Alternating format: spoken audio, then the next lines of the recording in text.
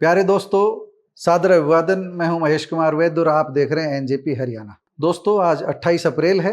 28 अप्रैल को एक बड़ी खबर आपके बीच हम लेकर आए हैं। बड़ी खबर है स्ट्रिक्ट+4 की हरियाणा सरकार की नीति की। मीडिया में जो रिपोर्ट्स आ रही है, आज के अखबारों में जो रिपोर्ट्स आ रही है, उसके बारे में हम बात करते हैं और आपको विस्तार से बताते हैं।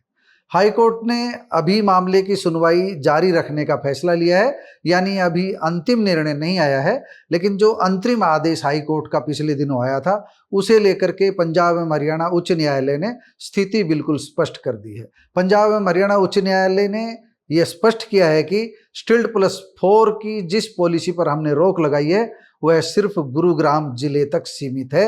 यानी गुरुग्राम के अलावा हरियाणा के जितने भी शहर है, वहां पर स्ट्रिक्ट+4 की हरियाणा सरकार की नीति पर रोक नहीं है। यह स्पष्ट हो गया है। इसलिए अन्य जिलों में डीटीपी कार्यालय, जिला नगर योजनाकार कार्यालयों से संपर्क करके अपनी एनओसी ली जा सकती है, ऑक्यूपेशन सर्टिफिकेट लिया जा सकता है, अप्लाई किया जा सकता है, स्ट्रिक्ट+4 का नक्शा पास करवाया जा सकता है। यानी कि नीति हरियाणा सरकार की स्ट्रिक्ट+4 की लागू है, उस पर कोई रोक नहीं है। रोक केवल गुरुग्राम जिले से संबंधित है। गुरुग्राम जिले को लेकर ही रोक लगाई थी, और रोक इसलिए लगाई थी क्योंकि मॉनसून में जिस तरह के हालात गुरुग्राम में बनते हैं जल भराव के, उसे लेकर के अदालत ने सख्त टिप्पणी की थी। उसे लेकर ही अदालत की यह रोक जारी है। हाईकोर्ट चाहती है कि संसाधन हो, गलियों में जितनी चौड़ाई की सड़कें निर्धारित की गई है, टाउन एंड कंट्री प्लानिंग उसी हिसाब से उन सड़कों की चौड़ाई सुनिश्चित करे।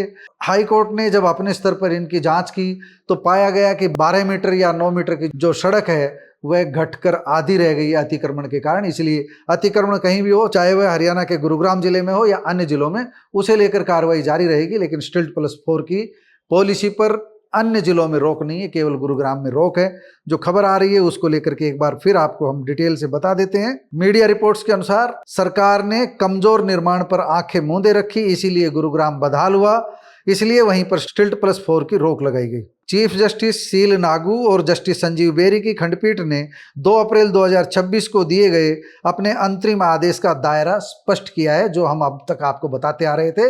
अंतरिम आदेश का दायरा यही स्पष्ट किया है कि स्ट्रिक्ट+4 की जो नीति है, उस पर रोक केवल गुरुग्राम जिले तक सीमित है। अदालत ने यह भी साफ किया कि हरियाणा के अन्य जिलों में प्रशासन भवन नियमों के उल्लंघन, अवैध निर्माण और अतिक्रमण के मामले में कानून के अनुसार कार्रवाई कर सकता है। यानी रोक स्ट्रिक्ट+4 पर नहीं रहेगी अन्य जिलों में, लेकिन अतिक्रमण करने वालों पर कार्रवाई के लिए प्रशासन स्वतंत्र है, जिला नगर योजनाकार कार्यालय स्वतंत्र है। और साथ ही अदालत ने यह भी कह दिया है कि राज्य सरकार की व्यापक नीति अभी न्यायिक समीक्षा के दायरे में रहेगी और मामले की सुनवाई कंटिन्यू होती रहेगी। मामले की सुनवाई अदालत करती रहेगी। यह अंतरिम आदेश है। अंतरिम आदेश के बीच ही अदालत ने स्पष्टीकरण दिया है। अदालत का स्पष्टीकरण हमने आपको बताया है। यानी कि बहुत हजारों हजार लोगों को ये राहत मिलेगी। दोस्तों, हम पहले भी आपको बता चुके हैं, आज फिर कह रहे हैं कि अदालत एक जैसे मामले में दो तरह के निर्णय नहीं दे सकती। अगर हाई कोर्ट का फैसला इस तरह का आया कि एक जगह आप छूट दे रहे हैं, एक जगह छूट नहीं दे रहे हैं, मैं कॉलोनियों की बात कर रहा हूं। अगर किसी कॉलोनी के 70% मकानों को आपने स्ट्रिक्ट+4 की अनुमति दी हुई है 70% प्लाटों पर, और 30% पर आप रोक लगा रहे हैं, तो वह रोक नहीं चलेगी। गुरुग्राम के मामले में भी ऐसा ही होगा। जिस दिन अंतरिम आदेश पर अंतिम निर्णय आएगा, उस दिन इस पर आपको पता लगेगा। या तो सरकार का जो चौथी मंजिल बना चुके हैं और उन्हें ऑक्यूपेशन सर्टिफिकेट, ओसी सर्टिफिकेट देने में आनाकानी की जा रही है, जिला नगर योजनाकार कार्यालय की तरफ से आनाकानी की जा रही है अदालत के आदेश को लेकर के। उन्हें आज तो अदालत के आदेश के कारण आनाकानी का हक है, लेकिन जिस दिन अदालत का फाइनल आदेश आएगा, उस दिन आप देख लेना। हमारा ये मानना है कि एक ही कॉलोनी में दो नियम लागू नहीं हो सकते।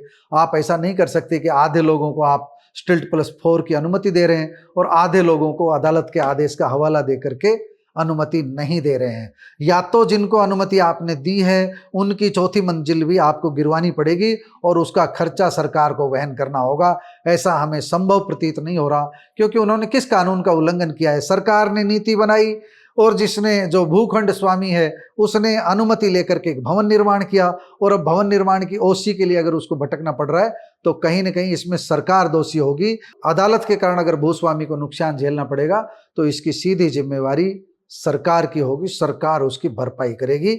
या अदालत जो है एक कॉलोनी के मामले में समान नीति अपनाएगी और भविष्य में विकसित होने वाली कॉलोनियों को लेकर के गाइडलाइन स्पष्ट कर देगी। दोस्तों, अभी हमने अदालत के आदेश को लेकर के जो बात कही है उसमें सड़कों की चौड़ाई पर अभी हम बात नहीं कर रहे हैं। अभी तो हरियाणा सरकार की जो पुरानी नीति है वही पूरे हरियाणा में गुरुग्राम को छोड़कर लागू रहेगी। गुरुग्राम में क्या नीति आती है, कितनी चौड़ी सड़कों पर आती है, इसके फाइनल आदेश का हमें इंतजार करना होगा। दोस्तों, आप स्टिल्ट +4 की हरियाणा सरकार की नीति के बारे में, अदालत की रोक के बारे में क्या समझते हैं, क्या आपकी राय है, कमेंट बॉक्स में जाकर बताइएगा जरूर। नमस्कार, धन्यवाद।